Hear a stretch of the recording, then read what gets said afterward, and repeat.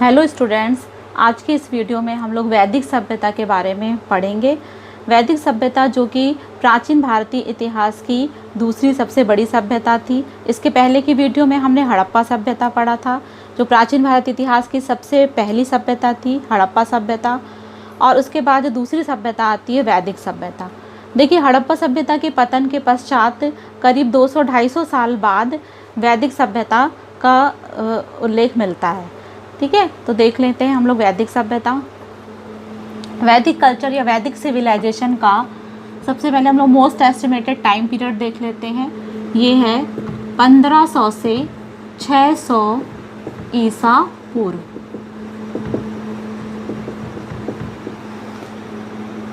ये वैदिक कल्चर का टाइम पीरियड है by Max Muller. Max Muller ने जो टाइम पीरियड दिया 1500 से 600, इसको ही सबसे सही माना जाता है। इसके पहले बाल गंगाधर तिलक थे, उन्होंने उसका टाइम पीरियड 6000 ईसा पूर्व माना और उसको भी उतना वो नहीं माना है, लेकिन जो सही टाइम है मैक्स मूलर का दिया हुआ टाइम पीरियड माना गया है। और ये भी माना गया कि जो आर्य जो आए हैं, मध्य एशिया से आए हैं, ये भी मैक्स मूलर ने ही बताया था। ठीक है, अभी हम इसको देखेंगे। तो ये है वैदिक कल्चर का टाइम पीरियड। वैदिक कल्चर की जब हम लोग स्टडी करते हैं तो इसको हम लोग दो पार्ट में डिवाइड करके पढ़ते हैं। पहला है प्री वैदिक एज और दूसरा है लेटर वैदिक एज। प्री वैदिक एज या इसको बोलेंगे पूर्व वैदिक काल, पूर्व वैदिक काल, और इसको बोलेंगे उत्तर वैदिक काल। पूर्व वैदिक या प्री वैदिक एज का जो टाइम पीरियड माना गया है ये है 1500 से 1000 ईसा पूर्व, और उत्तर वैदिक का है 1000 से 600 ईसा पूर्व। ये इसका टाइम पीरियड माना गया है।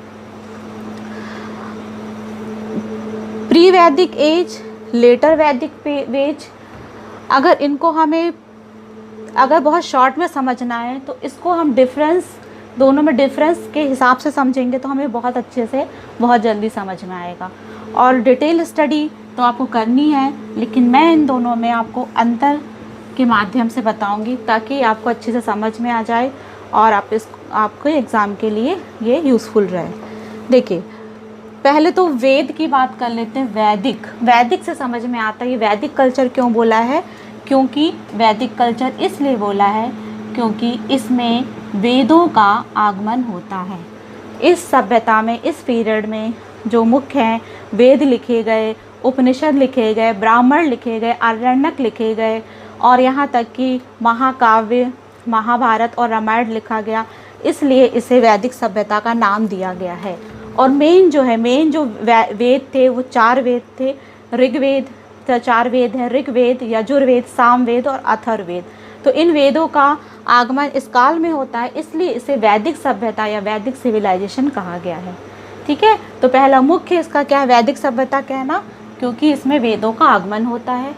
दूसरा, आर्यन का आगमन। जो आर्य आए हैं वैदिक काल में, जो आर्यों का उल्लेख मिलता है, जैसे मैक्स मूलर ने बताया कि मध्य एशिया से आए थे, ये पंजाब और वेस्टर्न यूपी साइड में भारत में आए, है ना।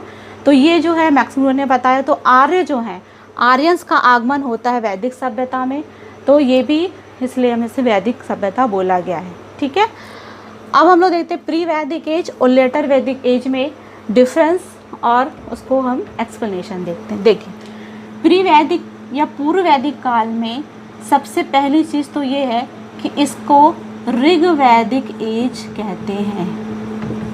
ऋग वैदिक एज, ये ध्यान रखेंगे, प्री वैदिक एज को ऋग वैदिक एज कहते हैं। ऋग वैदिक एज क्यों कहते हैं, क्योंकि जो सबसे पहला वेद था, कौन सा वेद था, ऋग्वेदा।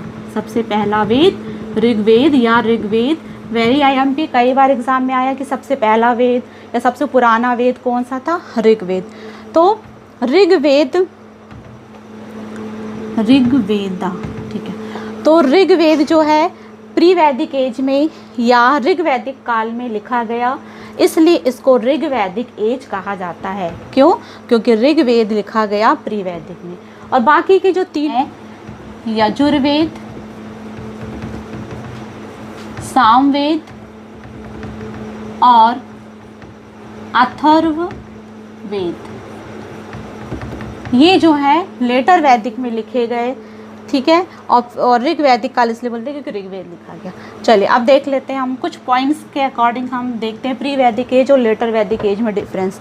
प्री वैदिक एज का मैं बात करें तो कैसी सभ्यता थी, ये सभ्यता कैसी थी, हड़प्पा सभ्यता कैसी सभ्यता थी, पिछले वीडियो में हमने पढ़ा है, वो कैसी थी, ग्रामीण या शहरी? हाँ, वो कैसी थी, शहरी सभ्यता थी। और ये वाली सभ्यता जो थी वैदिक सभ्यता, ये कैसी है, ये ग्रामीण सभ्यता है, ठीक है, ग्रामीण सभ्यता। अब यहाँ के अगर पहले के जो लोग, अगर थोड़ा सा मैं बता दूं कि प्री वैदिक और लेटर वैदिक में जो पहली जो वैदिक एज है, प्री वैदिक है, वो ज़्यादा अच्छी मानी गई है।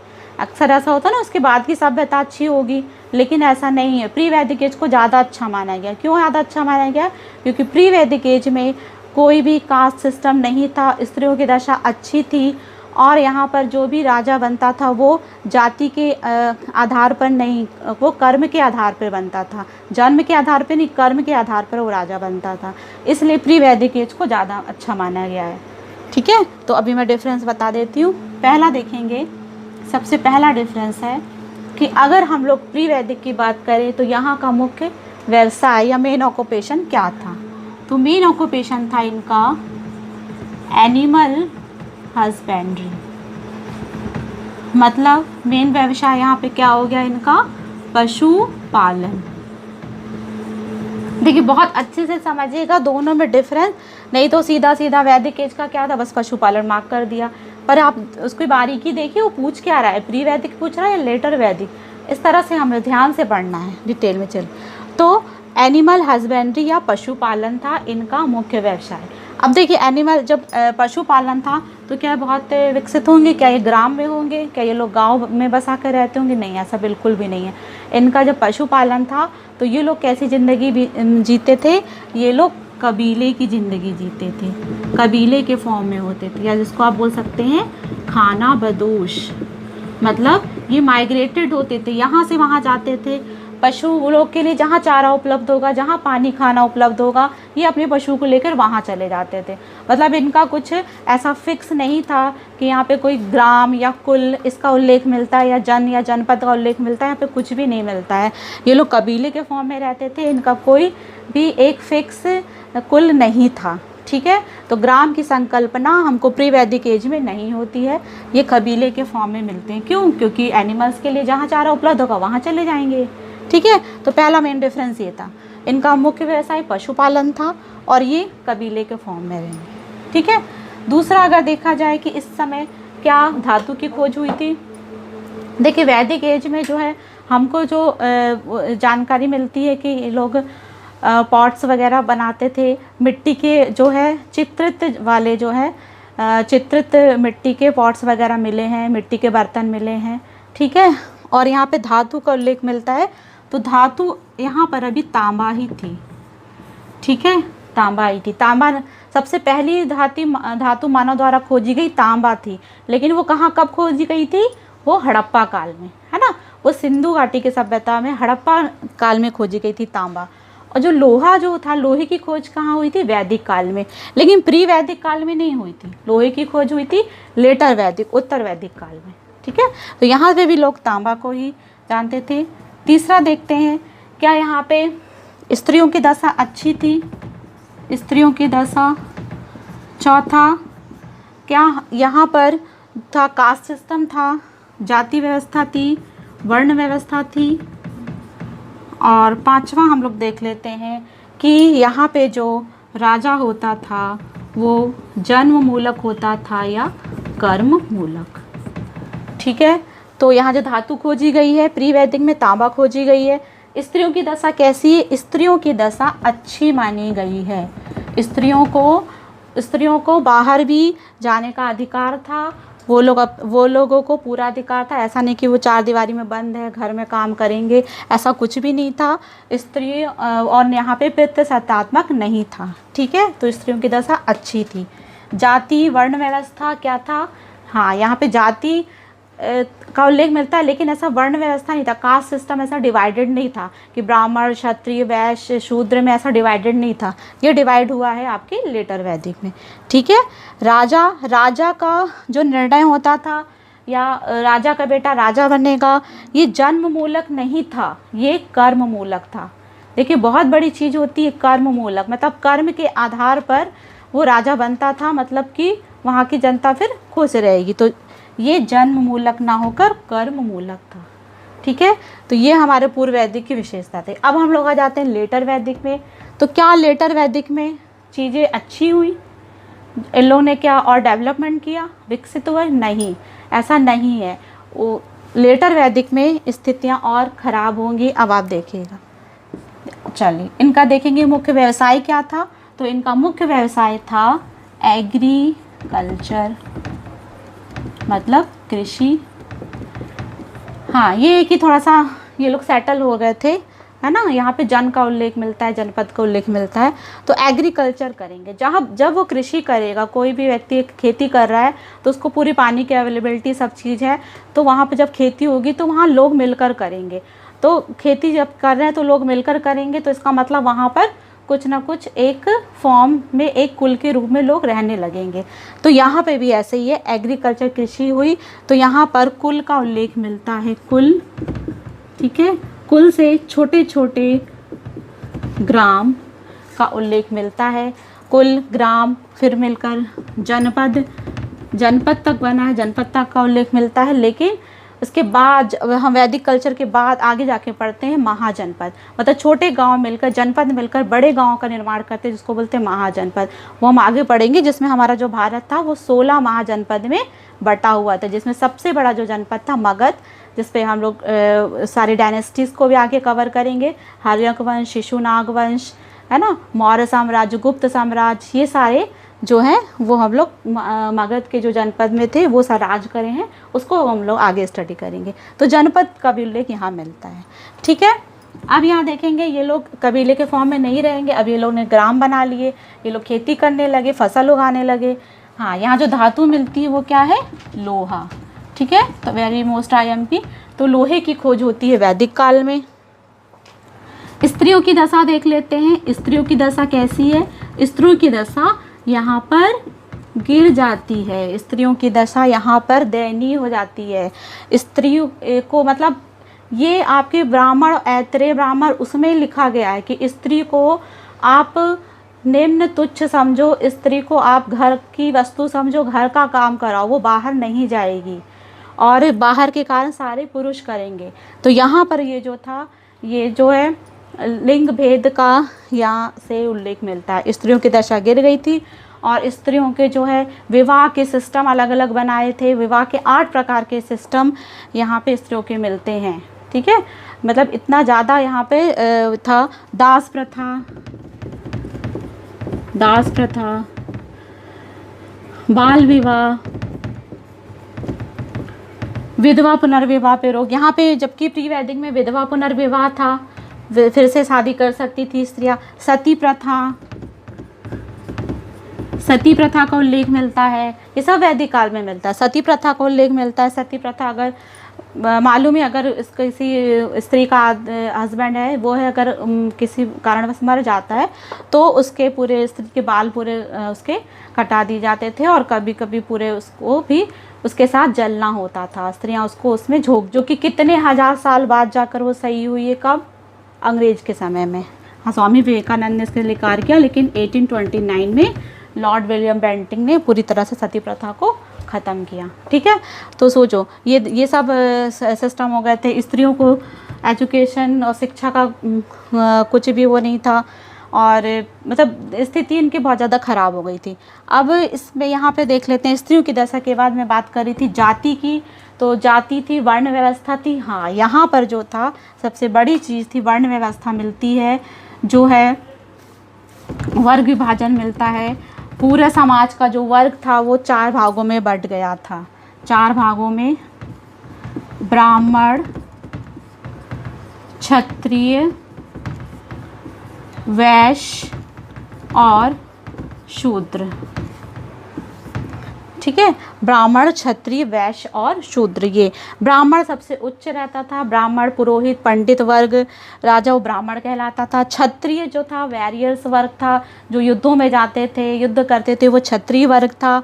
वैश्य वर्ग था, वैश्य वर्ग में जो भी काम का कारीगर होते थे, बुनकर वगैरह, ये सारे वैश्य में आते थे। और शूद्र थे, शूद्र ये तीनों वर्ग की जो थी सेवा करते थे, ये निम्न जो दर्जा दिया गया। तो उस समय का ही ये देन है, ये जो कास्ट सिस्टम है ये बनाया गया। ठीक है, और जो है राजा जो बनता था, यहाँ जन्म के आधार था, यहाँ पे जो है कर्म मूलक था, और यहाँ पे राजा जो था कैसा था, जन्म मूलक। जन्म मूलक मतलब राजा का बेटा राजा, क्षत्रिय का बेटा क्षत्रिय और शूद्र का बेटा शूद्र। मतलब अगर राजा का बेटा कोई पागल है, दिवालिया है, कुछ भी है, तो वो राजा ही बनेगा। और ऐसा व्यक्ति राजा बनेगा तो सोच लो फिर उस जनता का क्या हाल होगा, मतलब वो अपनी मनमानी करेंगे। तो इस तरह से ये जो था इनका जो ये यहाँ पे जो है स्थिति ज़्यादा जो है गिरती गई। प्री वैदिक एज और लेटर वैदिक एज के हम सामाजिक, आर्थिक और राजनीतिक जो अंतर हैं वो एक बार देख लेते हैं। प्री वैदिक के अगर हम लोग सोशल या सामाजिक दृष्टि से देखें तो ये कैसा था, प्रतिशतात्मक था। यहाँ के व्यक्ति कैसे थे, शाकाहारी थे, और यहाँ पे विशेष अवसरों पर मांस और मदिरा का सेवन होता था। वस्त्र का जो देखा जाए प्री वैदिक में, वस्त्र में 3 प्रकार के वस्त्रों का उल्लेख होता है, वास, पूषणी और अधिवासा। ठीक है, इसके आर्थिक या इकोनॉमिकल कंडीशन देख लेते हैं, अर्थव्यवस्था का क्या आधार था। तो पहले भी हम लोग बात कर चुके हैं कि प्री वैदिक में मेन जो इन लोगों का व्यवसाय, मेन इनका जो ऑक्यूपेशन क्या था, ये लोग पशुपालन, है ना, एनिमल हस्बेंड्री था। तो इनके जो अर्थव्यवस्था का आधार था पशुपालन, और गाय को ये पशुधन समझते थे। ये इसमें धातु में कॉपर और सिल्वर का उल्लेख मिलता है। धार्मिक जीवन कैसा था प्री वैदिक लोगों का या पूर्व वैदिक काल के लोगों का, तो धार्मिक जीवन, धार्मिक में ये लोग पूजा करते थे। अच्छा, यहाँ मंदिर के प्रमाण नहीं मिले, ये भी ध्यान रखेंगे। और ये इंद्र, अग्नि, वरुण और सोम देवता की पूजा करते थे। इंद्र, अग्नि, वरुण और सोम देवता की। और 16 संस्कारों का वर्णन मिलता है। राजनीतिक स्थिति कैसी थी, पॉलिटिकल, तो राजनीति में इसमें पुरोहितों का उल्लेख मिलता है, सेनानी का उल्लेख मिलता है, रथकार थे। ठीक है, अब हम लोग लेटर वैदिक में देख लेते हैं, वहाँ पे क्या क्या मेन था। देखिए लेटर वैदिक में यहाँ पे जो पशुपालन नहीं था, इनका मुख्य व्यवसाय था कृषि। तो यहाँ की जो कल्चर था, जो वैदिक सभ्यता थी लेटर वैदिक की, वो कृषि प्रधान सभ्यता थी। और सबसे इम्पॉर्टेंट चीज़ है कि लोहे का जो आविष्कार हुआ है, IMP क्वेश्चन एग्ज़ाम में आता है कि लोहे का आविष्कार या लोहे की कुछ किस काल में हुई है, तो ये वैदिक काल में हुई है। ठीक है, और जो सबसे पहले धातु खोजी गई थी वो तांबा, जो कि हड़प्पा सभ्यता में खोजी गई थी। वर्ण व्यवस्था थी लेटर वैदिक में, वर्ण व्यवस्था ब्राह्मण, क्षत्रिय, वैश्य और शूद्र 4 भागों में विभाजित था, वर्ण व्यवस्था थी। धार्मिक कर्मकांड की प्रधानता थी, धार्मिक कर्मकांड बढ़ गए थे लेटर वैदिक में। समाज देखा जाए तो समाज वर्ण व्यवस्था प्रधान थी, वर्ण व्यवस्था थी। और जो है इसमें जो है वर्ण व्यवस्था के आधार पे, ये वर्ण व्यवस्था किस प्रकार की व्यवस्था थी, ये कर्म मूलक ना होकर कैसी हो गई थी, ये जन्म मूलक हो गई थी। ठीक है मतलब ब्राह्मण का बेटा ब्राह्मण और क्षत्रिय का बेटा क्षत्रिय होगा, इस तरह से जन्म मूलक हो गई थी। शिक्षा गुरुकुल के माध्यम से दी जाती थी, गुरुकुल का उल्लेख मिलता है। मनोरंजन के साधन इनके क्या थे, तो मनोरंजन में इनका संगीत, लोक नृत्य, जुआ खेलना, ये सब इनके मनोरंजन के साधन थे। इनकी आर्थिक स्थिति देख लेते हैं, इकोनॉमिकल कंडीशन कैसी थी। तो यहाँ के लोग क्या खेती करना जान चुके थे, तो खेती किसकी मेनली होती थी, धान की, गेहूँ की, ये सब की खेती की जाती थी। तो खेती की वजह से व्यापार का भी उदय हुआ, मतलब यहाँ व्यापारी भी हैं, बुनकर, स्वर्णकार, ये सब स्वर्णकार वगैरह, ये सब का उल्लेख मिलता है। यहाँ एक और चीज़ ध्यान रखनी है कि मुद्रा, मुद्रा का जो ये लोग यूज़ करते थे, उस मुद्रा को क्या बोलते हैं, शतमान और निष्क। ये शतमान निष्क बहुत इंपॉर्टेंट। और एक और मुद्रा थी कृष्णर, और शतमान जो थी वो चांदी की बनी हुई थी। ठीक है, ये मुद्रा या करेंसी थी इनकी। धार्मिक स्थिति कैसी थी? धार्मिक स्थिति में ये लोग इंद्र, अग्नि, वरुण की पूजा करते थे, प्रकृति की तो पूजा करते ही थे। यहाँ पे एक और जो देवता को बहुत उच्च माना गया है वो है प्रजापति।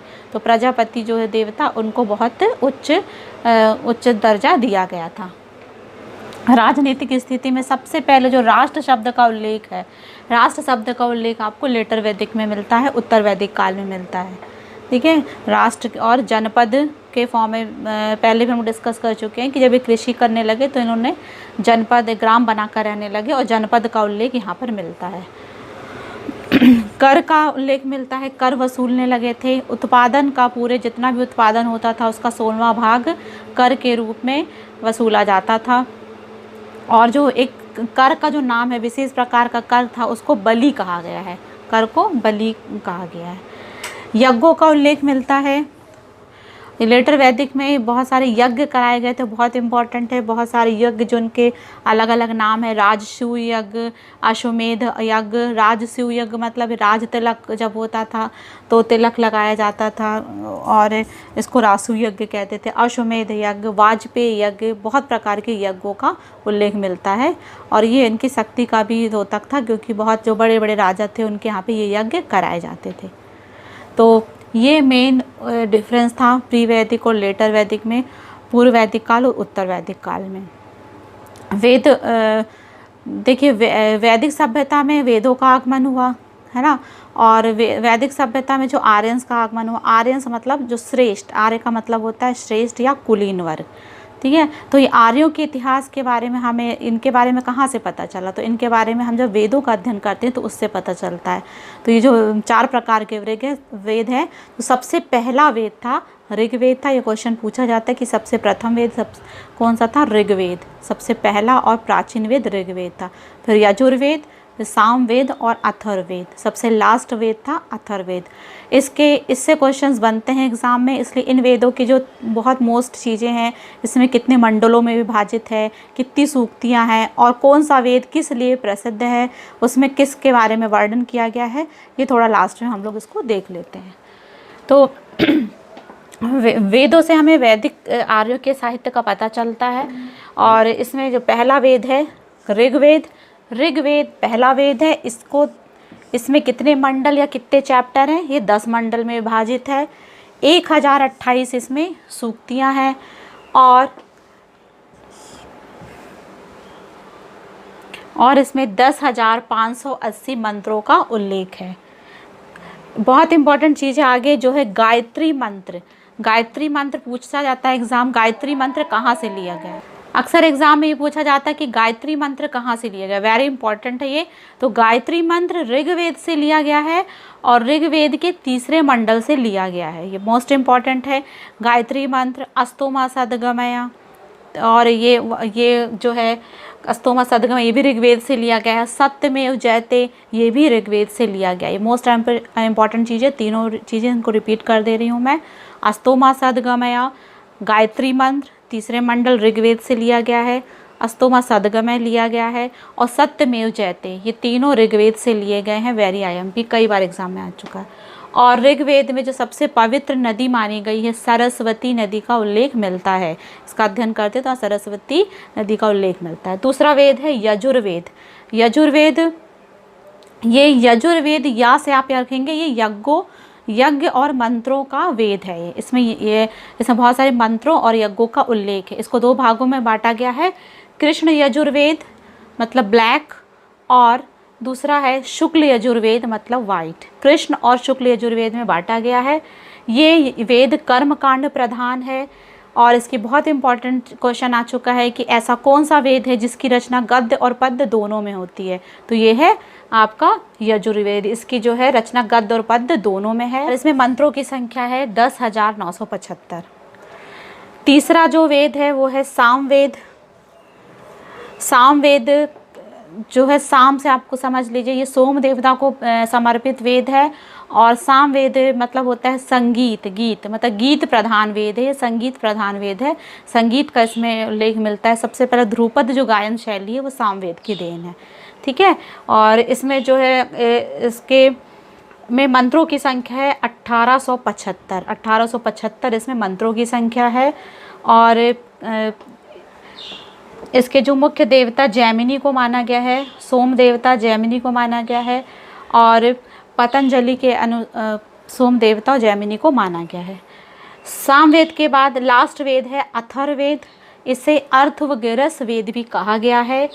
यह अथर्ववेद 20 कांड या 20 चैप्टर में डिवाइडेड है। 731 इसमें सूक्तियाँ हैं और उसमें मंत्रों की संख्या है 5687 मंत्रों की संख्या इसमें है। अथर्ववेद में तंत्र मंत्र जादू टोना और रोग निवारण के लिए मंत्र का उल्लेख है।